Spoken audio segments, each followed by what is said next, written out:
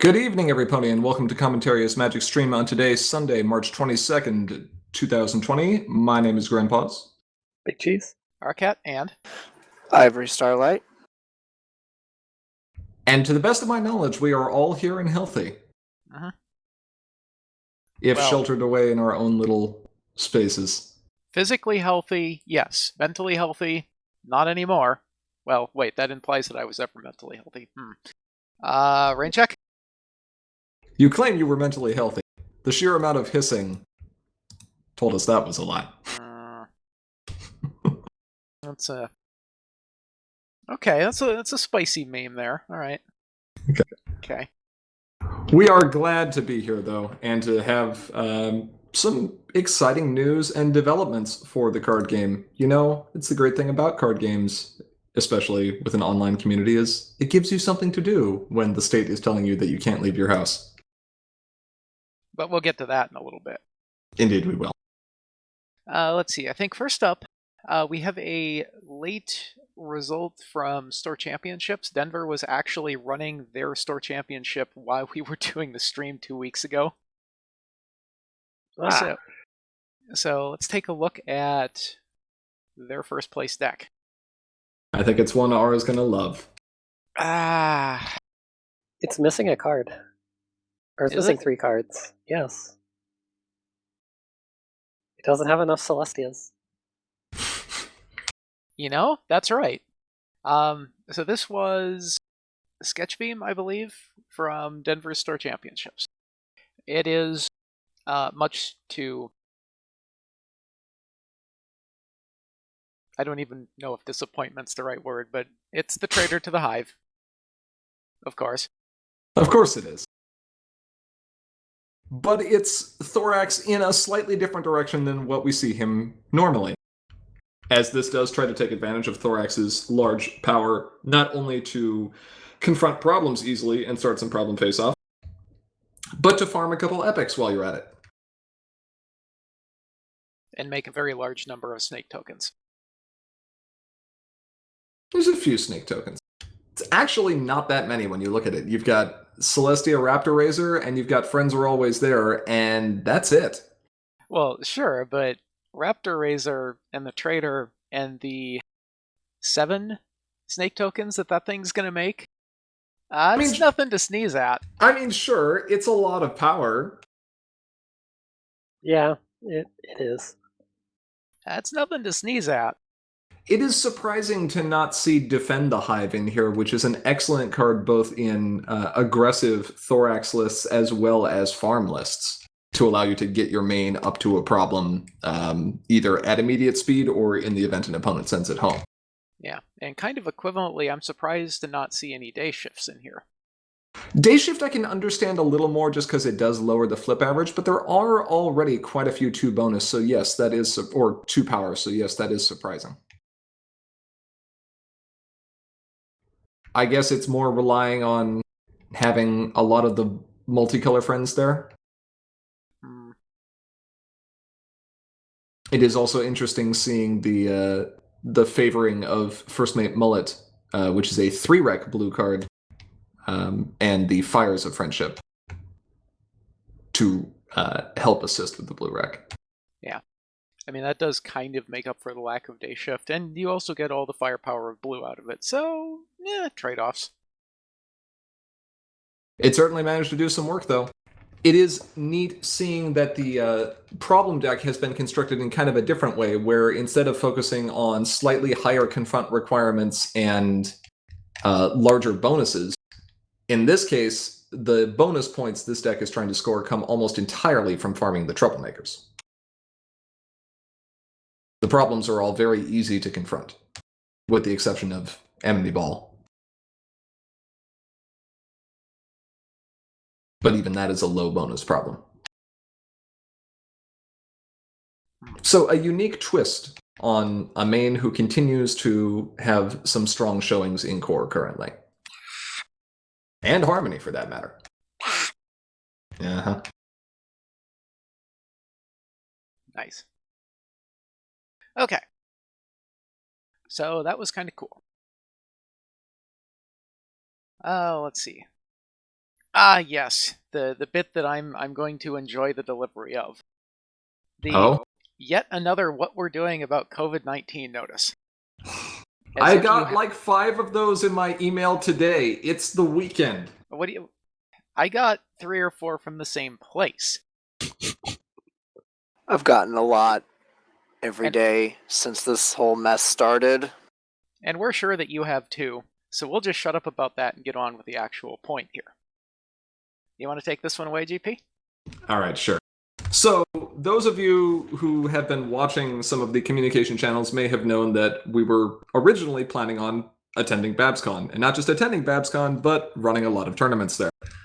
However, on account of BabsCon 2020's announcement that they are delaying the convention by 1 year, we are left with a bit of the gap in the tournament season. But not to worry, we're going to take advantage of that time and run OnlineCon 2020, name still pending, the same weekend. So those of you who would have attended BabsCon in person, especially those of you who may have traveled a great distance to do so, will hit rock. Other individuals from the UK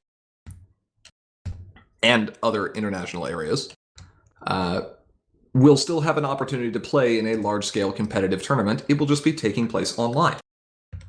Saturday, which will be April 11th, I believe, we are going to use the standard time for the weekly draft tournament organized by Hithrock in order to run a larger-scale draft tournament. And Sunday, April 12th, we'll be hosting a Harmony constructed event to mimic the one that would have been had at Babs. You just want to make sure that you join the MLPCCG Discord channel, which we will be sure to link, and have at least one method of online play installed and updated. More details on start times and deck list requirements will be following shortly. Well, in the coming weeks, anyway. Yeah. And so basically, you can think of this as it's Hacko, except you don't get a whole week. Real time. We're going real time. We'll probably have slightly extended time periods just to reflect the delay in online play. But it will likely be, like I said, very similar to Heiko events. And we'll go from one round into the next round into the next round until we are ultimately left with our winners. Uh-huh. Okay, so now that we know that there will still be an opportunity for larger scale competition, and now that we've covered the store championship, maybe we should talk about this thing that was going to be live at BabsCon. What? Fluttershy? I will always talk about Fluttershy. That's completely fine. Fluttershy. Before we get to that, though, Bugle asks in the chat, how will time limits be enforced? And the answer is very simple. We will have an individual or two who are not participating, and there will be official start times that will be given, including additional time for setup. More questions and answering will follow in the coming weeks. Yeah. Fortunately, finding your opponent is probably going to be much easier, but at the same time, there's always the possibility that Octagon or TTS decides that today is the day it doesn't want to have fun. We'll hope that's not the case. The one thing that Babs was going to bring as far as a new twist on the competition is the first major tournament that would have sideboards active.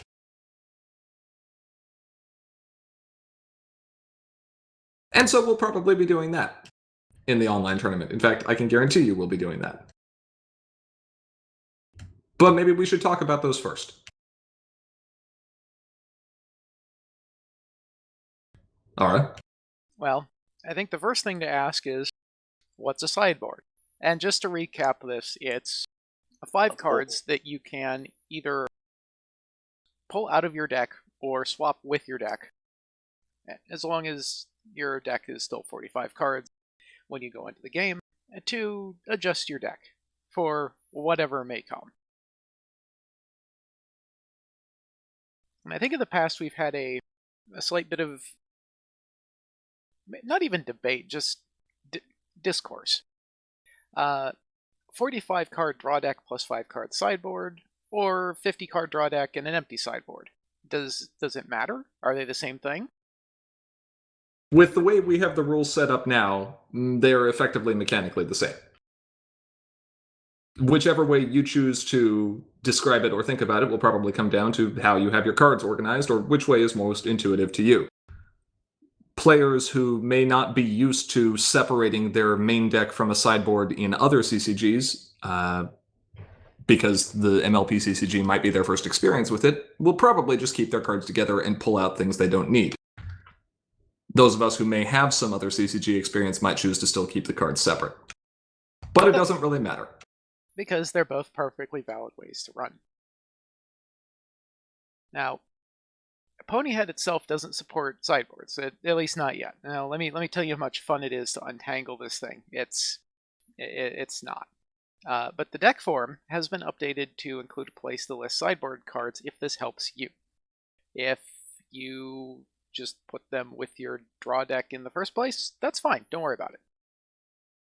It's all good. So this then gets us to the question of, now that we understand what a sideboard is, what makes a good sideboard card? What makes a good sideboard card? If I were a bad sideboard card, I wouldn't be sitting here discussing it with you, now would I? Appropriate TF2 reference. Okay, Ivory.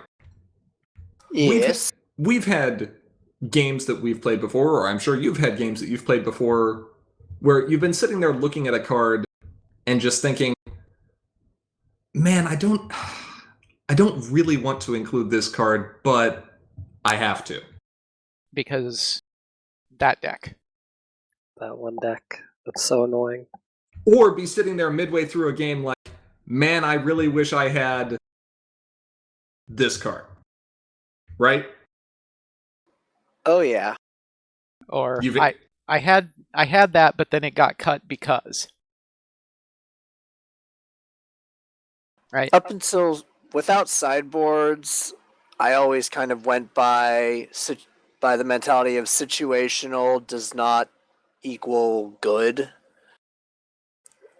So a lot of things that I would have liked to have had usually were not had because it was a dead draw against all but one matchup. Right. The reason that many competitive decks try to stay as close to the minimum deck size as possible is the fewer cards you have in your deck, the more likely you are to draw any single one of them. It increases your consistency. We've had multiple streams talking about that. So you can't just stuff your deck full of cards to answer every situation and expect that you'll draw them right when you need them. Well, sideboards help alleviate that. When you have cards you can either take out when you don't think they'll be useful, or put in when you think they will, now you can have answers to very specific threats that previously would be very irritating, like, oh, I don't know, give me an example. Thorax. Sure. Sphinx! What are you going to sideboard against Sphinx? No. I'm sideboarding Sphinx. Against me? Against you. Sure. Psychological Let warfare. him play the Sphinx. It means he had to take out something important. No, How about this? I'm not even going to play the Sphinx. I'm just putting him in there because the psychological damage I can cause to Grandpa's with just 3 of them somewhere is 100% worth. This is called metagaming, by the way, for anyone who's wondering. This is a step beyond metagaming. Yeah. I'm sure many of us have played a game or two against a card like Rainbow Dash on even ground, and have found ourselves suddenly for want of all the AT that we had. I mean, I know I've done that. I don't think Even ground. I don't think there's anyone who has ever been sitting there and just being like, I'm so glad my opponent played that. It's very rare when that happens. Or how about when the opponent has a bunch of recursion from their discard pile? Like mismains, or cleaning up. And you're just like, how about no? Or back in the day with F-Stop, when that was still legal. Oh, angry. F-Stop was a fine card that had no reason to be banned. Disagree. Hard disagree. So the thing is, sideboards not only allow players to have better answer options against some of these cards, or against some of these other deck strategies, but they also increase the diversity of decks in general by letting cards that otherwise wouldn't make the cut start seeing play. We've got a short list here. I say short. It could be longer. Short. Some silver bullet card ideas. Every one of these cards has some kind of situational use or some matchup that you probably would want to run it, and some matchup where you probably wouldn't want to run it. Yeah. This is just in core. Yeah. We've discussed a couple of the really notable things from Harmony, Jerkface and Cleaning Up. But the full Harmony list, what is this, a deck list for ants? Kind of looks like it, doesn't It's Yeah, missing gonna show one up card. small. Is it? Is it? It's a 44 card deck. It's not legal yet. So it is. All Just right. just taking a look here at everything overall, you can kind of see some patterns, though. You see there's a few cards that will be interacting with troublemakers. There's a few cards that will be interacting with discard piles. There's a few cards that help to tax or shut off opposing abilities. Protect your friends. It makes the control go away. It makes a lot go away. There's one card here that wrecks token decks. Actually, there's two cards here that wrecks token decks. There's a few cards here that ruin Reanimators decks. One of them even steals its friends. There's another card here that makes DJ Pwn 3 cry very hard. It's not even in the format, but it still makes her cry. Mm-hmm. Yeah, that right there, that Somnambula's Blindfold. That's really annoying. And see, the thing is, some of these cards see a little bit of play now, but almost none of them see widespread play. Because there's just not a matchup that you can guarantee yourself or you can't guarantee that you're going to have the matchup every time to justify some of these cards. If you are playing a mono blue aggro deck and you are going up against troublemakers, you want to have pony power as an option in your deck, because it lets you challenge them in your main phase, and that's always useful. But you're not always going to play against decks with troublemakers, and that event kind of sucks if you're not facing that. Just a little bit. So, this is just a sample. Now that we have an idea of what types of cards you may see or may want to include in your sideboard, maybe we should try a practical exercise? I don't know so much about practical. I think this is more theoretical right now. So I think it'll still be useful. Yeah. So here is a deck that some of you are probably familiar with. I've never seen this deck in my life.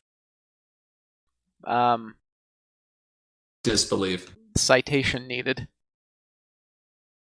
I've seen this deck a few times. I have seen a variant of this deck. But we're not talking about the deck. We're talking about what 5 cards we might want to add situationally to this deck. Well, so what are this deck's weaknesses? What things do we need to shore up about this? Ivory, you played this deck at the Store Championships recently. I did. What sort of matchups would you have been afraid of? The big two that I definitely would want to sideboard against are Thorax and whatever you're calling the pink-white control deck. Well, it's more specific. It's fireworks. Sure, the That Tempest, says the your Tempest concern. pink. Okay, so let's look at 5 cards that we've picked that help this deck out with those particular threats. So EEA Council is an obvious one. That's going to mess Tempest up something fierce. It also protects me from things like belly flop when I'm trying to score a bunch of points off of all the dilemmas. It makes Pinky sad. The Meadowbrooks are here. The extra Meadowbrooks are here, I should say, because if there's anything that's going to stop dilemma combos, it's Changeling Mimics. And sometimes you're not going to be able to punch through them, and you just need them gone now to make this whole thing work faster. And Meadowbrook's Mask is our answer to Thorax, because you can confront problems, but you're not going to win them, or at least you're not likely to win them, since your main, who is 16 power, is now 0 power. Animoy brings up a good point that, yes, with cards like EEA, you can also search for them with cards that are normally included in the main deck, like, in my head, like a catchy song. You can even reanimate it if it happens to get dismissed. So having only 1 or 2 copies of a very important card is likely going to be a better option for you than running a full playset in the sideboard. You can find other ways to support it. Yeah. Okay. Those are some good suggestions. And of course, it's going to be up to each individual player to toy with the numbers, see how many copies they think would be best, and read their own local meta and the other decks they're playing against. And sometimes the adjustments aren't things that would necessarily make sense to other people or people who haven't been playing your deck so long. Let's talk about a slightly different style of deck.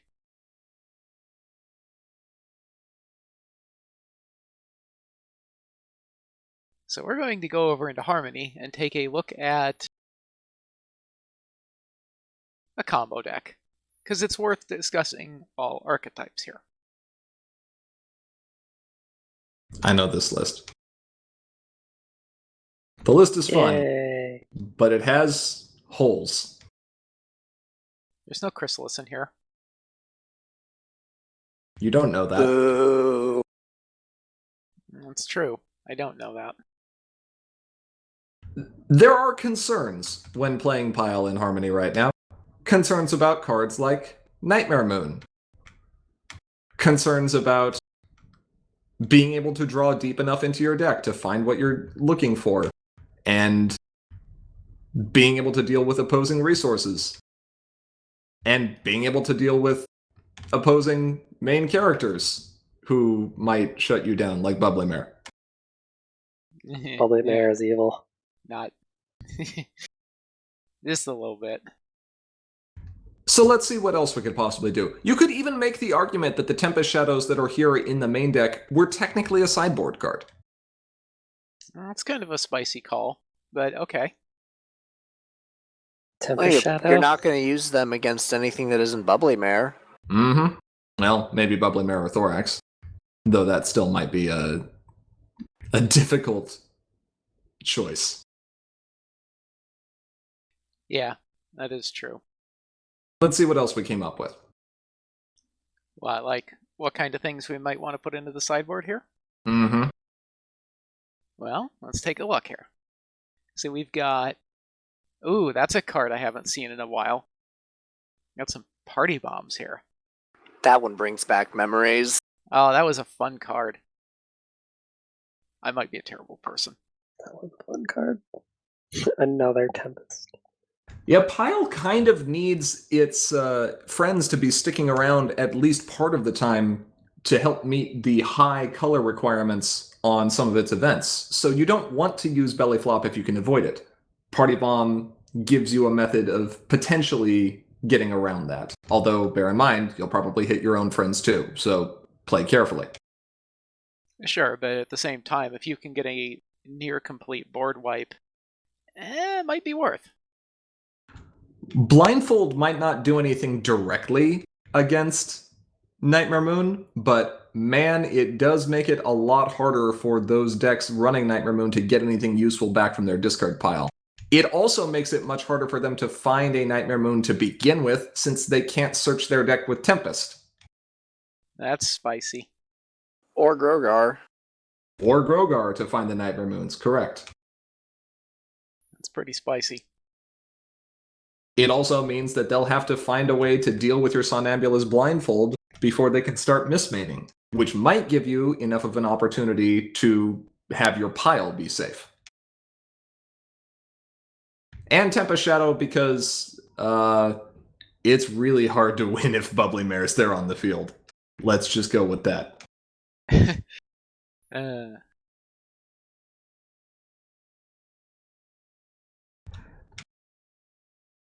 Alright. So that takes care of some of the bigger threats against this deck. And that's, I think, a common theme with sideboards, is that you look at the meta and say, I really don't want to have to deal with that. I should pick an answer to that. It's also worth taking a look at what cards you might want to take out if you're looking to include any of these cards. For example, if you're going to be running Somnambulist Blindfold, you probably aren't going to need the full 3 copies of Juggling Routine because, well, it's not going to do a whole lot. And likewise, if you are planning on including the Somnambulist Blindfold because you expect some kind of recursion, the Tempest Shadow might not be as necessary. You've also got a few cards you could just drop single copies of. Nice Moves Kid, the Wonderbolt's Wrap, anything you think that just kind of provides a little bit of utility but you might be able to find other options for. Okay. Shall we move off of combo and over to farming? Please. Please. Please. Alright. Here, have one of these instead. It's a lot of Twilight. That's not enough Twilight. Mono Twilight. She's on a lot of those cards. Yeah, she is. The top of her head is on that resource there. Her whole body's there. It's just You just can't see some of it because it's behind a text box. it's still there. It's translucent. Yeah. Your face is translucent. What? What? Anyway. Okay. Nice quip. So, Farm does not have a tremendous amount of ways to attack it. But the ways that you can try to counter Farm are really, really good at doing so. Specifically, you can try to go faster than Farm, or you can try to move their main character away from problems, making it much more difficult for them to challenge. Well, we got a couple of solutions to this. One of them is a little bit subtle, but Storm King. If your opponent tries to move your stuff away, you can just be like, you know what? No, I'm not paying. Not paying the troll toll. Yep, that's a good option. Just chilling here. But there's not a whole lot else in this deck that really defends against that. I mean, arguably, you've got Nightmare Star over there, which is a, oldie but goodie for dealing with stuff that exhausts. That'll be your answer against Twilight and Spike, for example. Horrors of Vanquisher. Yes. And then this doesn't have a lot of good answers for if the opponent's side of the board gets built up. So what? Sticks, admittedly, but that's about it. Oh yeah, Snips and Snails, that's another good one. So what can we do about this? When our opponent's board is dummy thick, how do we try to counter it? Well, I've got some options for you.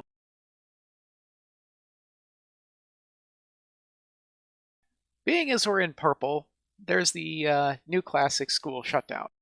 You know? What, reset the board and the discard piles? Yeah. Yeah, that seems good. Yeah. The deck doesn't have any friends of its own, in fact. So your board is mostly in terms of the troublemakers you've got out, where your main is, and what's in your hand.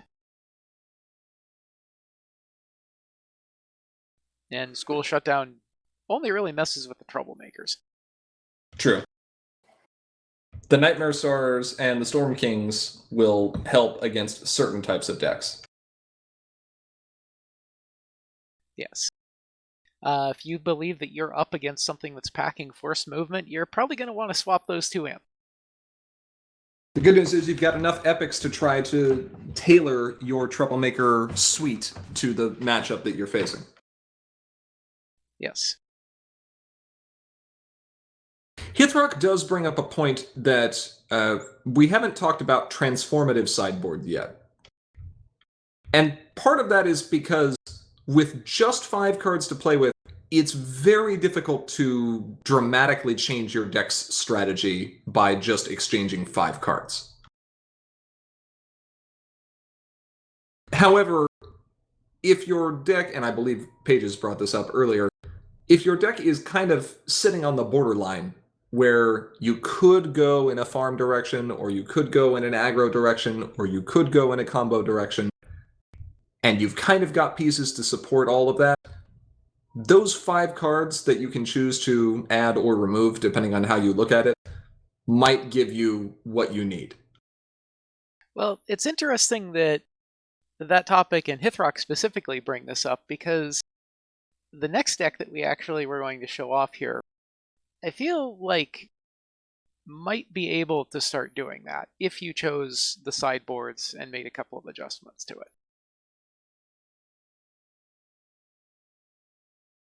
So we've gone with farm. Let's take a look at some control now.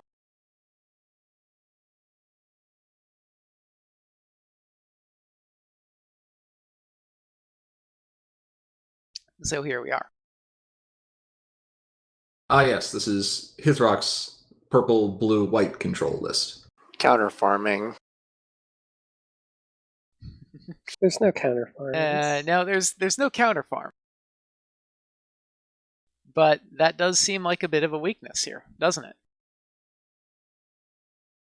This could totally throw in. I mean, Twilight it has some counter farm. You've got some Flash Magnus' Shield and some Ember. You're going to make it more difficult for the opponent. A little bit, but you know what? That's not difficult enough. This is a purple-blue deck. You know what I don't see in this purple-blue deck? Twilight and Spike? Yeah, I don't see Twilight and Spike, because you know what's really, really annoying to farm decks? Moving Twilight, their one character Spike. away at immediate speed. Yeah. Yeah, that's fair. Especially when you combine it with Spike. Yeah. Let's see, what else? It does have old money, so really nothing is safe. But at the same time, do you really want to be using that on opposing resources if you have a better option? No, and I'd rather save the Luna's Futures for old money, too. Uh-huh. So it would be worth including resource removal, probably. And because this can kind of play the farm game on its own, and because it's also useful to defend, let's run some more Storm Kings. Okay. Leading to this sideboard. 2 copies of Twilight and Spike, a Mysterious Disappearance, and a couple Storm Kings. Now, this is just kind of maintaining the existing deck at the same time. If you cared to, you could adjust this further to push it more into any of the 3 things that this can do. It can kind of control, it can kind of farm, and it can kind of aggro. I mean, Daring Do is an aggro card. There's no doubt about that. Yeah. And the sideboard choices here could allow you to add a little bit more firepower to, for example, the aggro side of this. If you can get into your blue, you could go ahead and add some plushie dashes. There's something else to think about here as well. Cards that can be used in different ways depending on the matchup. This deck, back before rotation, used to run significantly more immediate speed events. It would run Gnatcakes, it would run Interdimensional Portal, and that really allowed it to play heavy on the control side of things. But now, it's much more limited in terms of what it can do with that. In fact, its only immediate effects are Starlight and technically same-day delivery. And I guess Grogar as well, while you're looking at that. But many of those you can end up using during your main phase, and it's not going to be that much of a problem. So you could even choose to include some EEA councils in this deck. Yeah, because it doesn't lose all that much by doing that. It loses basically none of its control. And you stop the tricky aggro players on the other side of the board from being able to do quirky things. Tricky aggro things. Correct. Yes. And Hithrock and Bugle are sitting here saying purple-blue is probably one of the best colors. I think they're right here. These two colors, you can push these, and at least in my experience, these decks tend to be somewhat bipolar. You'll have to adapt to what the deck is giving you as far as what strategy it wants you to run right now. It's true. You can kind of tune it in a better direction based on what you think your matchup's going to be. We see that actually quite a bit with decks that kind of ride the line as either a mid-range or a tempo list, and are usually comprised of two colors where one color more favors control and one color more favors aggro. Yeah. For example, you could see a similar thing with a pink-white list, because pink-white certainly has tools to help it go quickly, but it also certainly has tools to really lock down the opponent.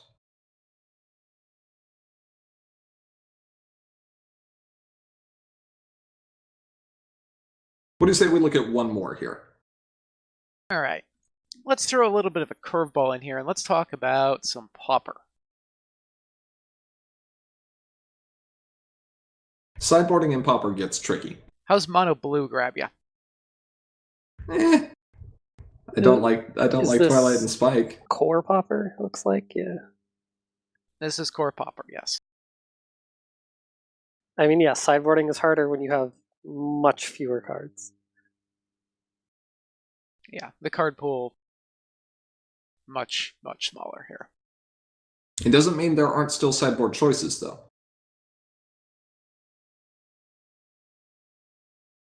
Oh, you're right. Twilight and Spike is an uncommon. Oh, that's disgusting. Ew. Yeah. Ew. Yeah. That combined with a really good Troublemaker wall kind of gave this deck a hard time. Really? I'm Yeah. shocked and appalled. So let's try to wreck that strategy. See what you can do about this. All right. Anti-TM? Uh-huh. More immediate movement? Maybe.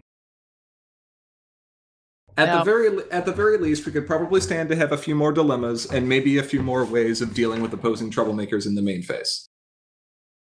Oh, this deck only has 4 dilemmas. Well, fortunately, we can adjust that. The Werefrog also suggested some frightened stuff to take out opposing friends, and yep, that's in here too. I'm liking burrito attacks. You like the Sabacli attacks? Well, I mean, I don't really like them because most of the time they get played, I'm on the receiving end, and that's never fun. Correct, that is not fun. We can, however, slot in another dilemma in Washout's performance, and 2 copies of Pony Power. The Werefrog asks why it's called Burrito Attack. It's kind of like a Cockney rhyming slang. Sapakli kind of sounds like Chipotle, and Chipotle makes burritos. Right. Because no one actually remembers how to pronounce Chipotle is the... Chipotle. You're right. So Chipotle, right? Not Chipotle.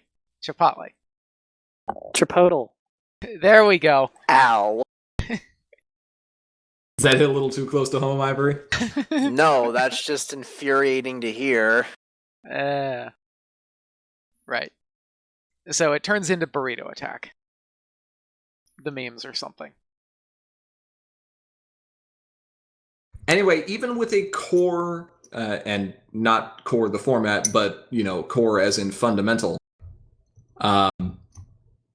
strategy like mono blue aggro, even in a restricted card pool like Pauper, there are still options that exist.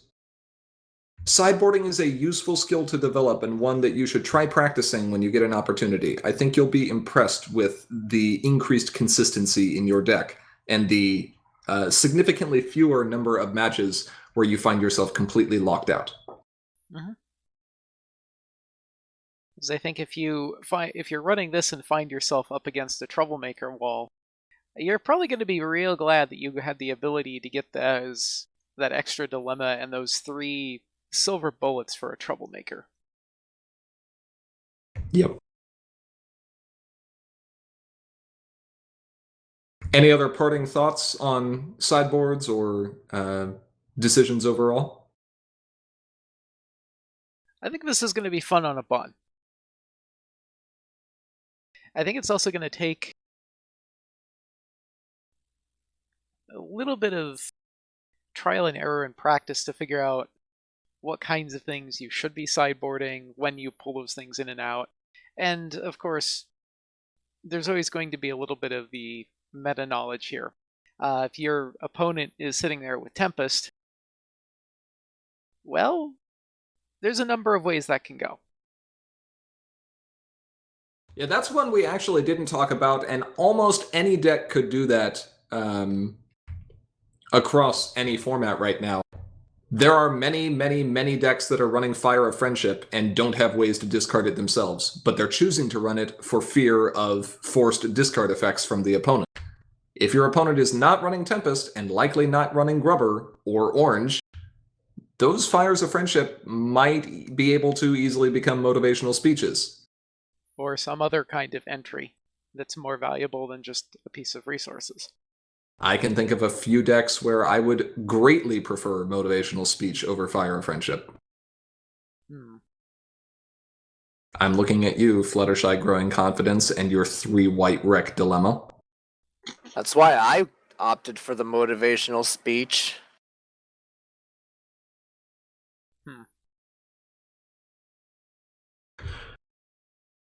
Cheese, any last minute thoughts?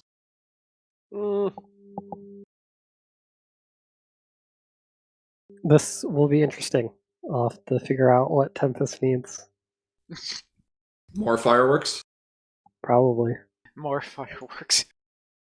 Please more no. fireworks and more anti-farm. Please no. So what I'm hearing is it's going to look like this, except with less troublemakers and less resource removal. Yeah. And more fireworks. Probably. More I really hate that that's now like the go-to anti-token, but it is the best one. It's so good. It's really good. It's so annoying though. Yeah?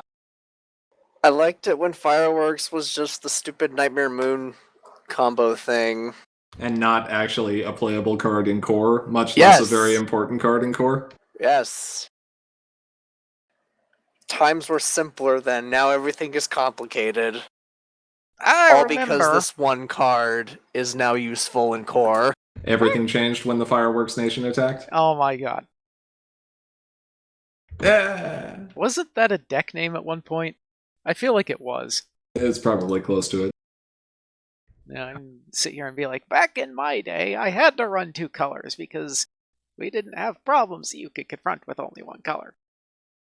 Yeah. Anyway, that will about wrap up our discussion on sideboards for today. We would, of course, like to give a big shout out to all of our patrons on Patreon. Thank you so much for your regular support. If you aren't currently a patron and you enjoy what we do, please do consider donating. Doing so does enable us to continue making content like this. If you have comments or questions you'd like to send our way, or if you're just interested in hearing about what we're working on for the future, there are many ways you can stay in contact. We have our Patreon, as mentioned previously, but you can also reach us through Facebook, Twitter, and email. And patrons at or above the $5 per month level also get access to our Slack channel, where you can chat live with us any day, anytime, including when we're up at 3 o'clock in the morning, doing fun things like set design. Spoilers. Spoilers. I don't actually have any spoilers. Not yet. I mean, there is something, but no, not yet. Not yet. Maybe in a couple of weeks. We'll see. We'll see. If you're looking to watch any of our previous videos, including tournament recordings, you can find them on our YouTube channel, linked in the sidebar, and please make sure to subscribe while you're over there. We need 5 more subscribers to get an easy-to-remember channel URL. That's it. I believe in you. You hold on. Where's Pages? I mean, we need the belief.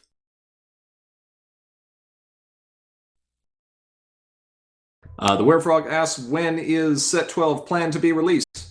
Sometime this year. Can we just give the standard answer of soon TM? I mean, sure. When it's ready.